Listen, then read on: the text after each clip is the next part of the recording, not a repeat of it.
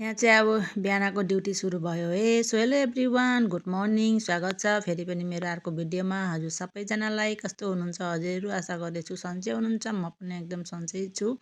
हेर यता चाहिँ आज छोराको डिमान्ड थियो आलु पराठा खाने। सो अब छोराको डिमान्ड म पुरा गर्नुलाई यहाँ एकदम फटाफटी काम गर्दैछु हो। अनि अब छोराले डिमान्ड गरेपछि त पुरा त गर्नै पर्यो होइन, सकि नसकी जानी नजानी भए पनि। हेर यता चाहिँ मेरो आलु पराठा बन्दैछ। यति मजाले त आउँदैन, अब जस्तो आउँछ त्यस्तै बनाउँदै चाहिँ म चाहिँ र यहाँ फटाफटी बनाउँदैछु। अब छोरालाई स्कुल पनि पठाउनु छ होइन। र यता मेरो छोराको टिफिन रेडी भइसक्यो। र यता छोरा पनि निस्किसके र आज चाहिँ पानी पर्दैछ। अब यहाँ चाहिँ त्यही चाहिँ चल्दैछ नि होइन, एक दिन घाम लाग्छ एक दिन पानी पर्दैछ। राम्रै लाग्दैछ। अब गर्मी सुरु भएको छैन होइन, नभए त गर्मी सुरु भयो भने चाहिँ यति गर्मी हुन्छ नि त होइन। भन्नुहोस् त, मलाई चाहिँ गर्मीभन्दा ठन्डा दिनै राम्रो लाग्छ है। तपाईँहरूलाई चाहिँ के मनपर्छ कमेन्टमा भन्नु होला है।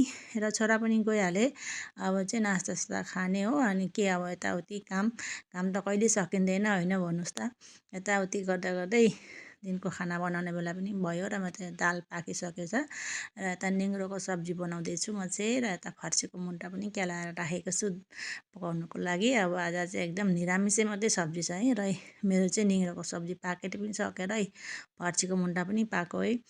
र यता चाहिँ मैले आज सजना पनि बनाएको छु है। आज चाहिँ एकदम यस्तो दामी दामी सब्जी बनाएको छु नि त भन्नु। अनि यता मेरो सब्जी पनि पाकिसक्यो। आजको लागि यतिमै, फेरि भेटौँला अर्को भिडियोमा। By by.